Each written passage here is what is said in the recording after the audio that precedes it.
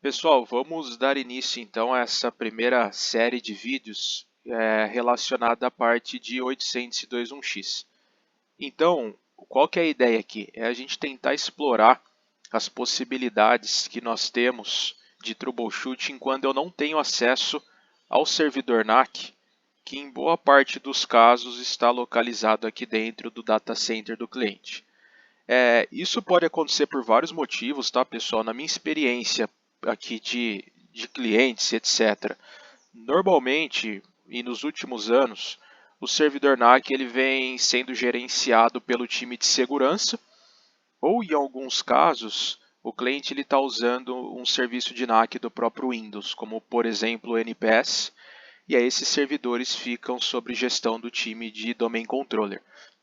E eu não tenho acesso imediato a esses times. Então, durante uma implantação, principalmente, que a gente está testando algumas coisas do NAC, testando políticas de acesso, etc., é comum que eu tenha alguns problemas no início para acessar a rede, autenticação e outros pontos, e eu preciso de alguma visualização imediata, pelo menos para começar o troubleshooting. Então, a ideia dessa série é basicamente essa, né? Como que a gente faz um troubleshooting sem acesso direto ao servidor NAC. Pontos importantes aqui antes da gente começar. O primeiro ponto é que essa série ela vai ser dividida em vídeos e artigos. Nesse caso, eu vou trabalhar basicamente com um artigo inicial que explica alguns pontos específicos do protocolo em si do 802.1x. Quais são as características do protocolo, como que é a troca de frames dentro da rede, etc. Essa parte mais teórica eu criei um post no LinkedIn, um artigo na verdade, e eu vou deixar esse artigo aqui na descrição do link. Um outro ponto importante também que eu já comentei no artigo é que essa rede aqui em si, ela está rodando em cima de equipamentos Aruba, uma boa parte aqui dos equipamentos são Aruba, e o software que eu estou utilizando aqui é o software mais recente, a OS 10, em conjunto com o Aruba Central, que fica em cloud. Então, só contextualizando para vocês alguns pontos importantes. Esse primeiro vídeo vai ser um pouco mais curto, e a ideia aqui é a gente pensar um pouco sobre pontos de captura. Então, num cenário desse, onde eu não tenho acesso ao servidor RAIDs, a primeira coisa que eu tenho que pensar aqui é onde eu consigo fazer uma captura efetiva. O que faz sentido aqui para mim, para eu conseguir fazer uma análise, por exemplo, de pacote dentro do Wireshark e chegar ao possível problema. Então aqui, pessoal, eu tenho uma rede campus, né, onde eu tenho alguns switches de acesso. Esses switches de acesso estão conectados com alguns access points da Aruba.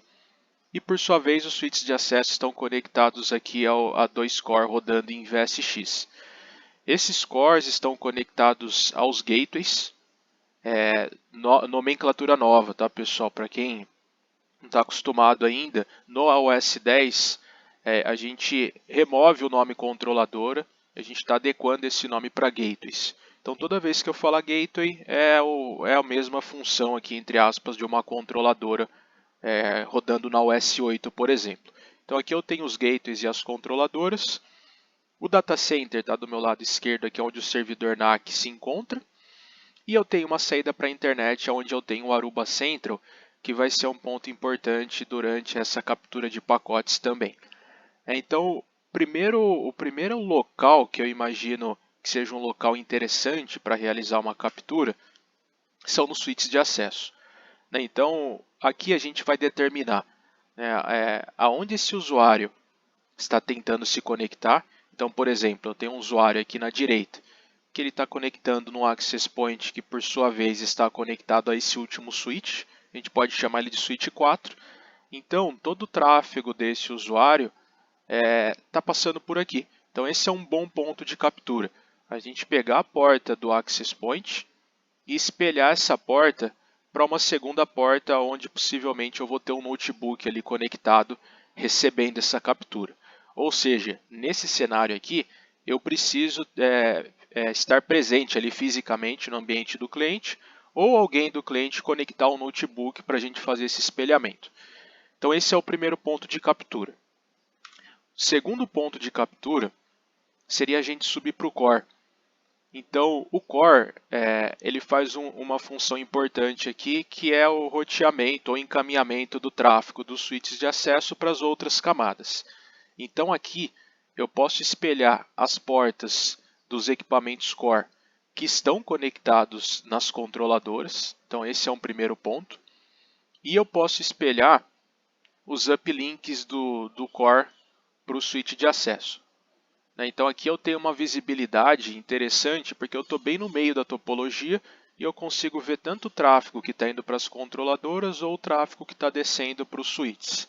O ponto negativo nesse tipo de captura é que provavelmente vocês aí vão capturar uma quantidade muito grande de pacotes e a gente só quer analisar a questão do 802.1x, dos pacotes RAIDs ou EAP-POL. Então, nesse cenário, o ideal é a gente trabalhar com algum tipo de filtro dentro do Wireshark. Um terceiro ponto de captura. Aqui é um ponto de captura interessante, que é um ponto de captura interno dentro da controladora.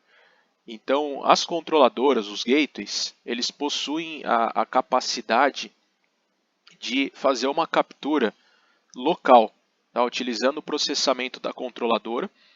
Essa captura eu vou mostrar para vocês depois. A gente pode escolher o tipo de tráfego que eu vou capturar e eu posso escolher inclusive as portas. Então aqui eu consigo ser específico, por exemplo, e falar que eu quero capturar só tráfego UDP da porta 1812, que é o que nós estamos analisando aqui no momento da autenticação.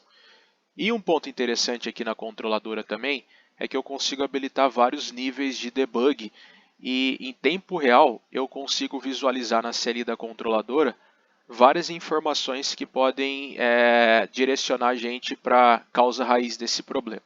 Tá? Então esse aqui é um terceiro ponto de captura e é um dos pontos que eu considero mais importantes. E se você tiver remoto, talvez o ponto mais fácil de você conseguir visualizar algo. Tá bom? Então vamos deixar esse aqui como um ponto-chave. Um quarto ponto de captura, que é um ponto de captura 100% remoto, é a gente utilizar o Aruba Central. Então, o Aruba Central, além de permitir a gestão, configuração e automação dos equipamentos de rede, a plataforma em si ela possui várias funcionalidades de troubleshooting.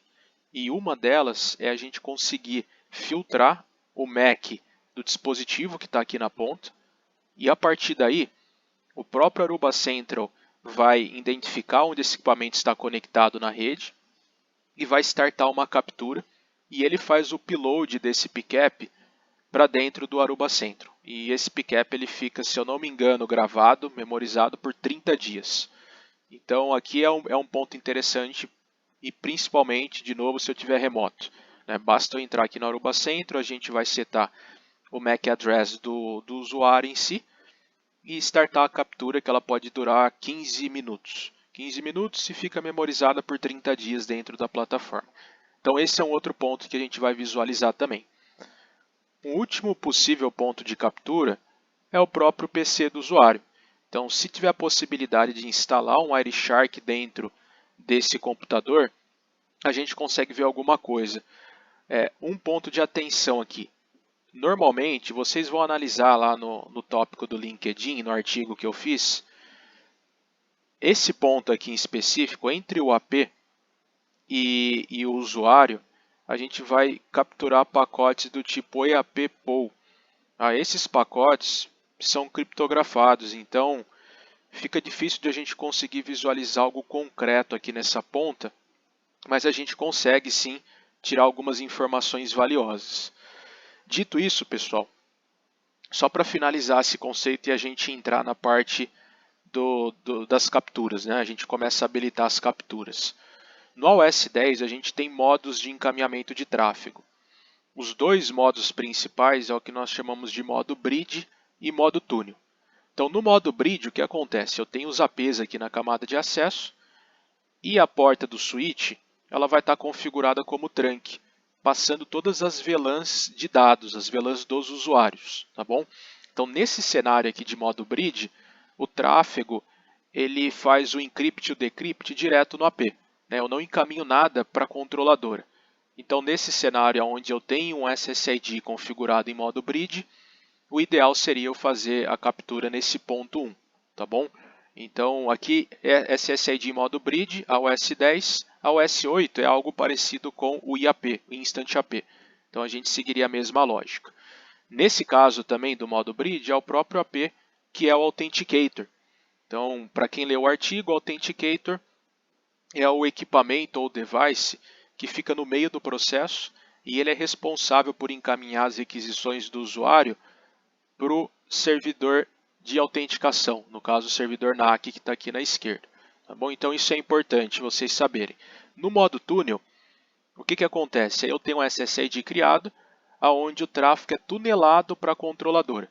Então nesse cenário de modo túnel, os gateways, as controladoras, que são o NAD do processo. Né? Então eles que são responsáveis por encaminhar todo o tráfego de autenticação para o NAC, para o servidor NAC, que nesse caso aqui está no data center.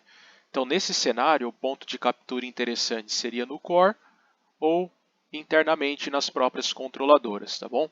Então, aqui é mais ou menos um geral que eu quis passar. É importante, antes de vocês porem a mão na massa, ter essa ideia. Pô, aonde eu consigo fazer uma captura efetiva? Então, esses são os pontos de captura que a gente consegue fazer. E por mais que eu esteja utilizando aqui equipamento Saruba, isso se enquadra para basicamente qualquer rede, pessoal. Basta vocês entenderem o modo de encaminhamento de tráfego da rede e vocês vão conseguir identificar os pontos de captura. Próximo vídeo, que eu já vou fazer o upload em seguida, vai ser um vídeo então focado na ativação desses pontos de captura. Então a gente vai ativar um ponto de captura no switch, a gente vai ativar um ponto de captura numa porta do core, pontos de captura interno, central. Então vamos ver na prática como isso funciona.